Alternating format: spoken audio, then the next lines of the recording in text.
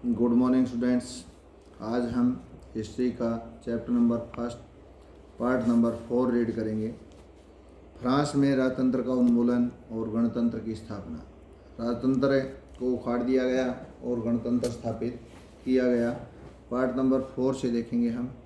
France की स्थिति आने वाले वर्षों में तनावपूर्ण बनी रही।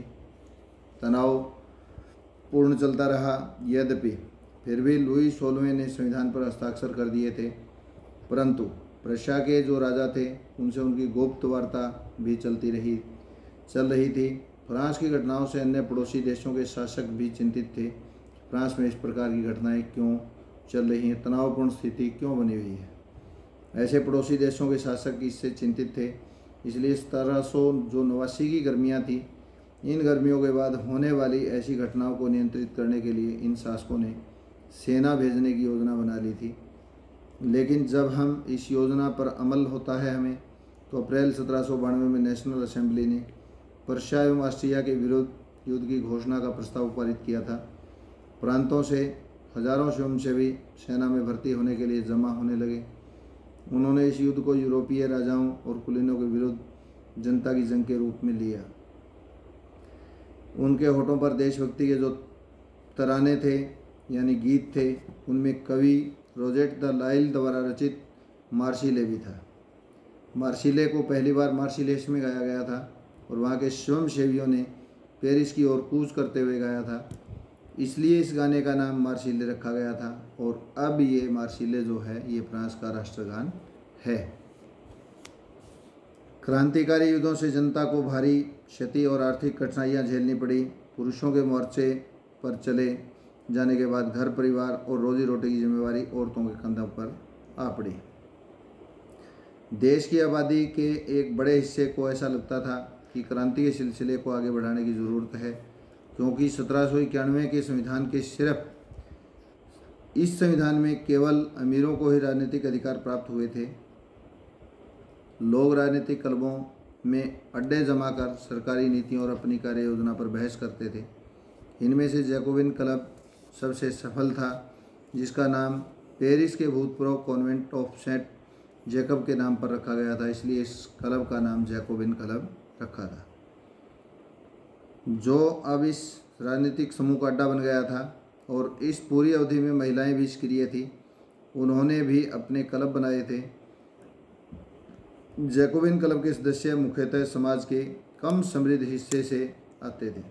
जो इसके जो सदस्य थे, समाज का कम समृद्ध हिस्सा था, वहाँ से निकलकर वो लोग आते थे और वो जैकोबिन क्लब के सदस्य बनते थे। इनमें छोटे दुकानदार, कारीगर जैसे जूता बनाने वाले, पेस्ट्री बनाने वाले, घड़ी साज, छपाई करने वाले, नौकर, दिहाड़ी मजदूर आदि शामिल थे। उनका नेता था मैक्समिलियन रोबेस्पियर। उन लोगों का नेता था इन सभी का मैक्समिलियन रोबेस्पियर। जैकोबिनों के एक बड़े वर्ग ने गोदी कामगारों की तरह से धारीदार लुंगी पतलून पहनने का निर्णय किया था। ऐसा उन्होंने समाज के फैशन प्रस्त वर्ग, खासतौर से घुटने तक पहने जाने वाले ब्रीचेस यानी घुटना पहनने वाले कुलीनों से खुद को आज़ाद करने के लिए किया था, अलग करने के लिए किया था। यह ब्रीचेस पहनने वाले कुलीनों की सत्ता समाप्ति का ऐलान का एक तरीका था कि कुलीनों ने सत्ता को समाप्त कर दिया है। इसलिए जैकोबिनों को 100 कुलात के नाम से जाना गया था। 100 कुल उनके साथ जुड़े हुए थे, इसलिए उसको 100 कुलात का नाम दिया, जिसका शाब्दिक अर्थ था बिना घुटने वाले। 100 कुलात पुरुष लाल रंग की टोपी भी पहनते थे, जो स्वतंत्रता प्रतीक होती थी कि हम स्वतंत्र हैं, उसको प्रतीक करने के लिए लाल रंग की टोपी पहनते थे पुरुष। लेकिन महिलाओं को ऐसा करने की अनुमति नहीं थी। सन 1792 की गर्मियों में जैकोबिनों ने खाद्य पदार्थों की महंगाई एवं अभाव से जिसके अंदर कमी हो जाती है, अभाव से नाराज पेरिसवासियों को लेकर एक विशाल हिंसक विद्रोह की योजना बनाई। 10 अगस्त की सुबह उन्होंने ट्यूरेलिए के महल पर धावा बोल दिया था, राजा के रक्षकों को मार डाला था और खुद राजा को कई घंटों तक बंधक बनाए रखा था। 10 अगस्त की सुबह को ऐसा किया 1792 के अंदर। बाद में असेंबली ने शाही परिवार को जेल में डाल देने का प्रस्ताव पास किया। नए चुनाव कराए गए और 21 वर्ष से अधिक उम्र वाले सभी पुरुषों, चाहे वो उनके पास संपत्ति हो या नहीं हो, को मतदान का अधिकार दिया गया कि सभी व्यक्ति 21 वर्ष से ऊपर वालों को वोट डालने का अधिकार है।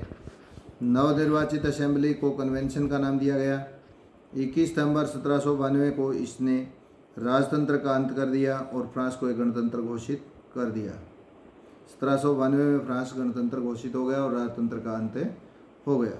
जैसा कि हमने जाना है या आप जानते हैं, गणतंत्र सरकार का वह रूप होता है जहां सरकार एवं उसके प्रमुख का चुनाव जनता करती है। सरकार का चुनाव, उसके प्रमुख जो होते हैं सरकार के, उनका चुनाव जनता करती है। वो एक गणतंत्र का रूप होता है। यह वंशानुगत राजशाही नहीं होती है कि राजा के मरने के बाद उसका पुत्र गद्दी पर बैठेगा। ये वंशानुगत सिस्टम गणतंत्र में नहीं होता है। आप कुछ अन्य गणतांत्रिक देशों के बारे में भी जानकारी प्राप्त करने की कोशिश भी करेंगे कि वो देश गणतंत्र कैसे बने। लुई 16वें को न्यायालय द्वारा देशद्रोह के आरोप में मौत की सज़ा सुनाई गई। 21 जनवरी 1793 को पैलेस डी ला कॉनकॉर्ड में इसको सार्वजनिक रूप से फांसी दी गई। लुई 16वें को जल्द ही रानी मैरी एनेटोनेट का भी वहीं हश्र हुआ, जो लुई 16वें की पत्नी थी मैरी एनेटोनेट। इसको भी वहीं पर इसका हश्र हुआ जल्दी ही। आतंक राज 3.1 से था। आतंक राज सन 1793 से 94 तक के काल को आतंक का युग कहा जाता है। 93-94 तक रोबेस्पियर ने नियंत्रण एवं दंड की सख्त नीति अपनाई। उसके हिसाब से गणतंत्र के जो भी शत्रु थे, कुलीन और पादरी, अन्य राजनीतिक दलों के सदस्य, उसकी कार्यशैली से असहमति रखने वाली पार्टी सदस्य, उन सभी को गिरफ्तार करके जेल में डाल दिया। यानी बहुत सख्त नीति थी इसकी। दंड देने की जो रवैया था वो बड़ा सख्त था। इससे पार्टी सदस्यों को भी गिरफ्तार कर जेल में डाला गया और एक क्रांतिकारी न्यायालय द्वारा उन पर मुकदमा चलाया गया। यदि न्यायालय उन्हें दोषी पाता है तो गिलोटिन पर चढ़ाकर उनका सिर कलम कर दिया जाता है। गिलोटिन मशीन थी जिसका जो आविष्कारक था वो डॉक्टर गिलोटिन थे और उसके नाम पर उस मशीन का नाम ही गिलोटिन रखा गया। जिस पर मनुष्य को दंड देने की जो नीति थी वो सिर को धड़ से यानी कलम करने का सिस्टम होता था, वो गिलोटिन मशीन थी। रोबेस्पियर सरकार ने कानून बनाकर मजदूरी और कीमतों की अधिकतम समय सीमा तय की थी। गोश्त एवं पावरोटी की राशनिंग कर दी गई थी। किसानों को अपना अनाज शहरों में ले जाकर सरकार द्वारा तय कीमत पर बेचने के लिए बाध्य किया गया था। अपेक्षाकृत महंगे सफ़ेद आटे के इस्तेमाल पर रोक लगा दी गई थी। सभी नागरिकों के लिए साबुत गेहूं से बनी और बराबरी का प्रतीक मानी जाने वाली क्षमता रोटी खाना अनिवार्य कर दिया गया था। साबुत गेहूं की रोटी लोगों को खिलाई जाती थी और ये खाना अनिवार्य भी था। इसको कहते थे क्षमता रोटी। कोशिश की गई थी, ये कहता है, बोलचाल और संबोधन के में भी बराबरी का आचार व्यवहार लागू करने की कोशिश की गई थी। परंपरागत मंशूर होता है महोदय एवं मदाम महोदया, यानी महोदया शब्द को हम स्त्रीलिंग के लिए प्रयोग करते हैं, इसको हम मदाम कहते थे। मदाम मंशूर जो होता था वो महाशय होता था। महाशय यानी जेंट्स के लिए इस शब्द का प्रयोग किया जाता था।